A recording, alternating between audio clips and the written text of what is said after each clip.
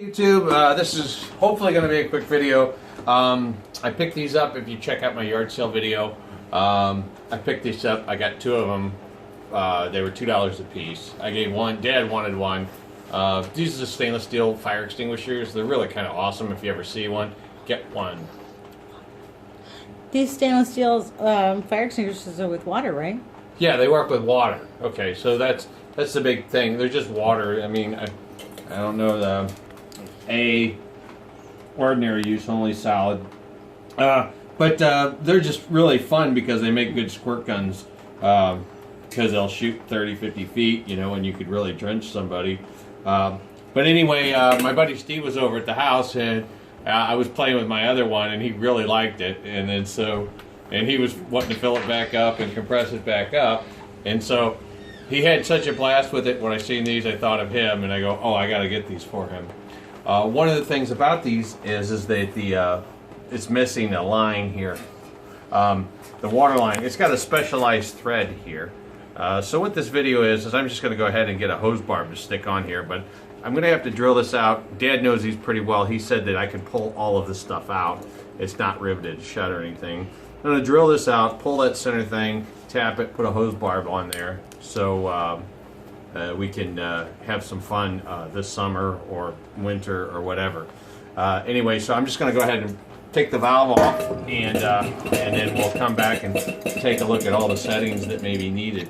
If you guys don't know how to operate these, you know, you fill them up to a certain line with water. I'll show you that here in a second. And then it just got a regular Schrader or bicycle valve, and you just take that valve and you fill it up until the gauge says go, and then you have a fire extinguisher / fun thing. Anyway, so let me get the valve apart, and I'll kind of show you a little bit about the inside, and then we'll go on to the modification here. So inside of here there's this plastic sleeve. I don't know if I can get it out, but what's neat about that sleeve is that when it quits taking water, that you know it's full. Okay, and then here's the tube and the suction tube and the seal. I want to take all this apart so I can drill this out for a standard national pipe thread to get a hose barb on there. So that's what we'll be doing in this project. Alright, so stay tuned and we'll be back here in just a little bit. Alright, so off camera, this is one of those things that, you know, you take apart and you know, everything just flies everywhere. I was not expecting that, but this is the, you know, the hose where the water pressure goes up. And there's this little spring here, that's the return spring for the valve handle. Anyway, I opened it up and everything flew all over the place. Shucks, we missed it. I could try to fake it, but you guys would know that I was faking. So anyway, I'm going to kind of study this and figure out how to take it apart, and then we'll be back here in just a moment. We get the shop cat's out here. Randy's out here. I don't know if I've said this, but she likes to sleep on top of the TV because it's very warm. And she might be getting ready. I don't know how we'll wait, but she's looking up like she wants to go up. Anyway, I'll let the camera operator decide how long to watch this. This is the neck that kind of goes down in there, and so as you're filling it with water, this is the amount of airspace between the top of the bottle that it wants. So anyway, I'm going to work on trying to take this valve apart. I think I mentioned it as my dad said, that you can't take these all apart. So when I drill this here to put the larger thread, I don't want to hit that this shaft here. So I want to figure out how to take this thing apart so I can drill that out and tap it without interfering with the shaft there. So I'll be taking all the pieces off that I can find that will come off without having to try to unrivet this thing.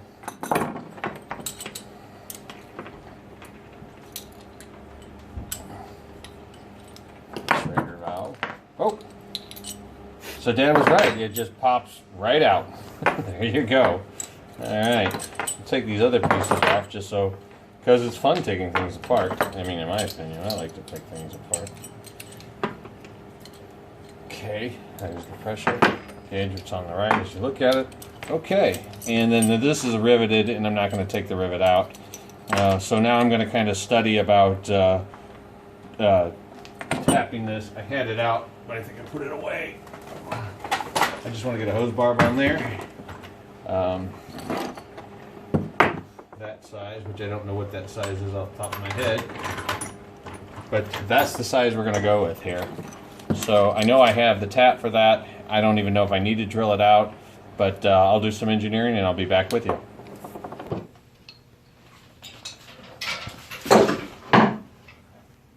Randy. All right. So anyway, this is the size, I don't know, I think it's 11/11. I'm not sure, but it's the one that's close enough. And so it's that size, fine, but we're going to go ahead and we're going to modify it to make it coarse. So we'll go down here and cut some new threads in the old threads.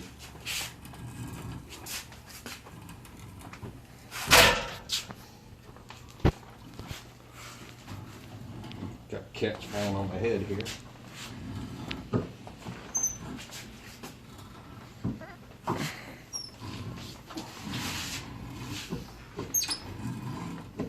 All right, Steve. This is your happy birthday, or I'm not sorry, I mean your Merry Christmas present that I've been telling you about. And Steve said, oh no, no presents. We don't get each other presents. And I was kind of like, well, it's not a lot of money, so don't worry about it.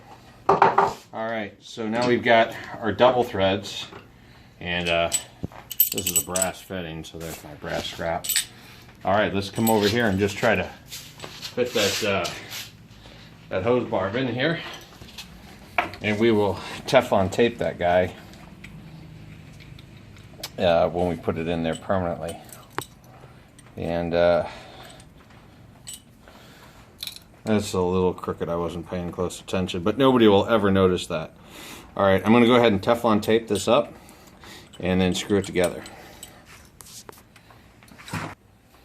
All right, this is pipe seal tape, Teflon tape, and I know everybody knows how to do this, but I'll show you anyway. Always put this in the direction that you're going to tighten it into the threaded hole. And this is advice Dad gave me, that if you put enough of this on there, you don't even have to really get it super tight. So I'm going to put 4 or 5 turns on here. Pretty good, and just pull it off. And now we'll head on over to the vise where I've got the valve, and we'll go ahead and assemble it.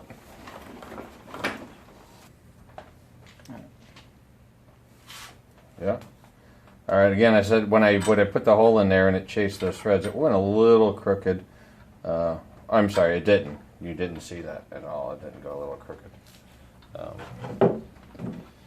And pipe threads are tapered, and that means they get tighter as you tighten them up.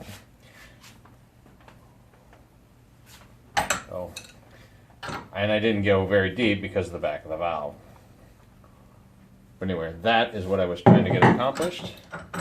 And so now I'll assemble the rest of the valve back together, and then we'll do a demonstration test.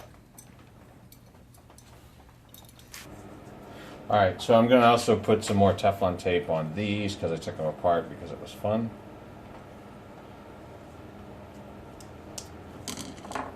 Alright, make sure you don't cover your hole up.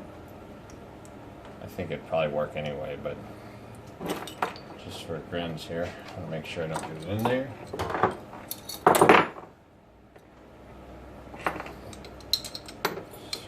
Tighten this up, try to get this valve straight up and down.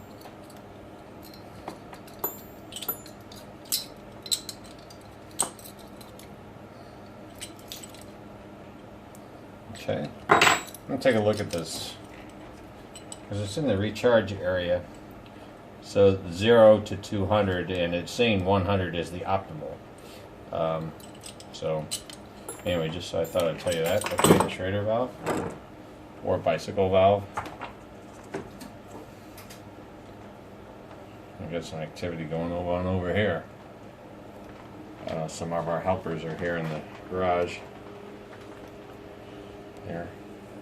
That would be Randy on the TV, and Larry is over here.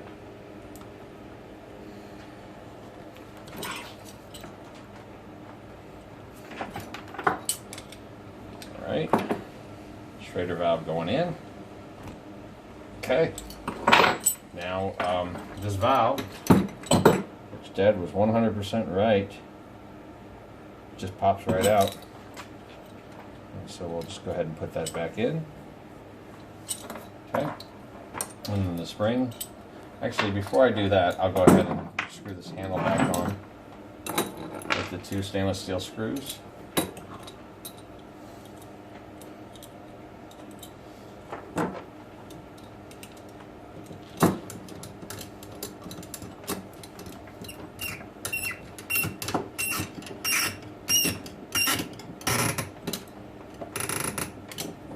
One.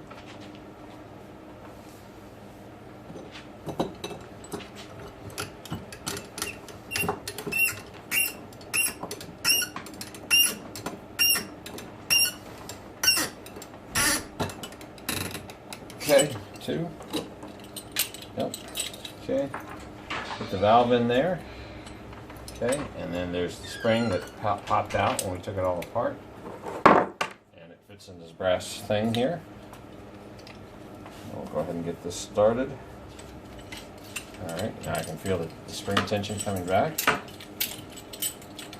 Okay, so what we'll do now is I'm going to go ahead and tighten that fitting up, and we'll fill the tank up with some water. We'll put the neck valve back in, and then we'll do a demonstration for you. Alright, it's St. Louis winter, it's a little cold. I got my hoses put away, so best place to clean it and fill it is here in the sink. So just gonna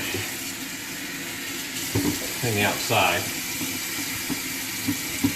just a little bit. I'm not gonna overdo it. I guess you could fill this up with soap water too if you wanted to have like soap fun or whatever. All right. Okay. Then we got the neck out, and I'll put the neck back in.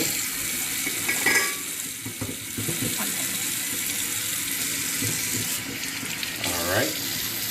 On a stream. On a stream. Okay. For you YouTube watchers, we've got a different demonstrator right now, so we are filling up the tank. There'll be 2.5 gallons. Clear, clean, fresh Mississippi River water. Yeah. How do we know when to fill to? Because the plastic thing that we displayed tells you when to stop. So I would hold it above, and then when it starts to gurgle, you stop.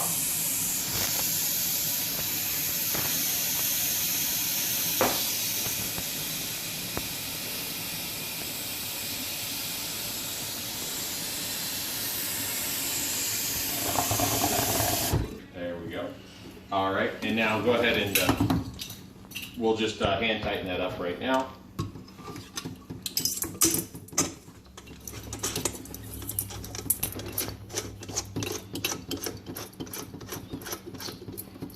So we'll take this into the garage now and get the compressor going and charge this guy, and also take the pipe wrench and tighten the neck up.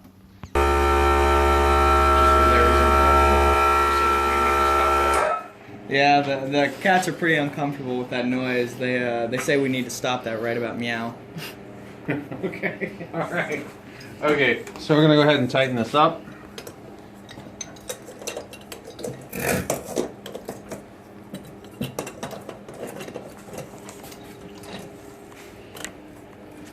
It's pretty tight already. Okay. All right, and then pressurize. You want to? A little leak here.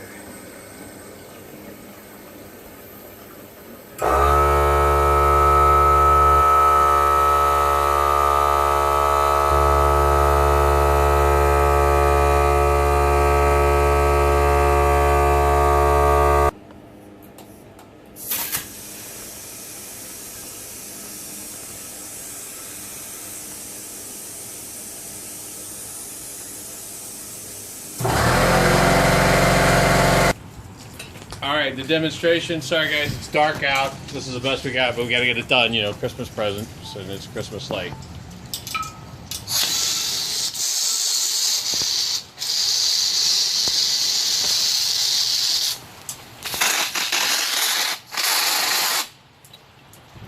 And there it does. It's empty. All right, thanks for watching YouTube.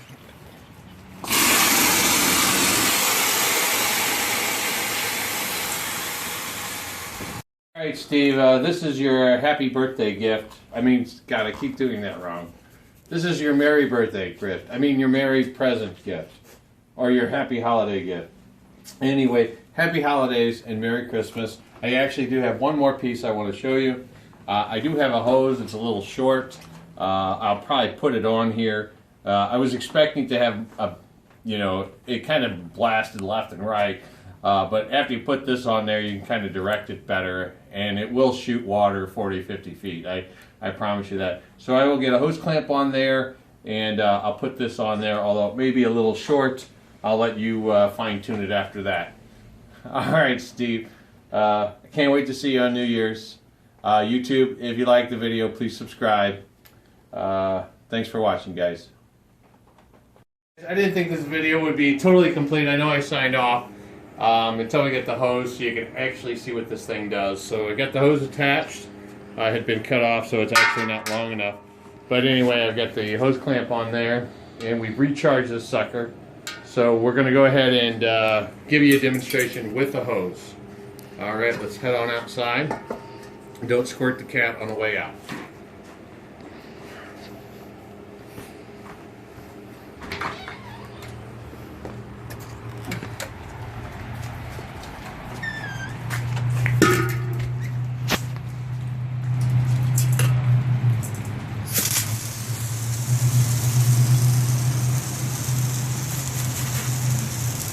There you go. That's how this thing is done.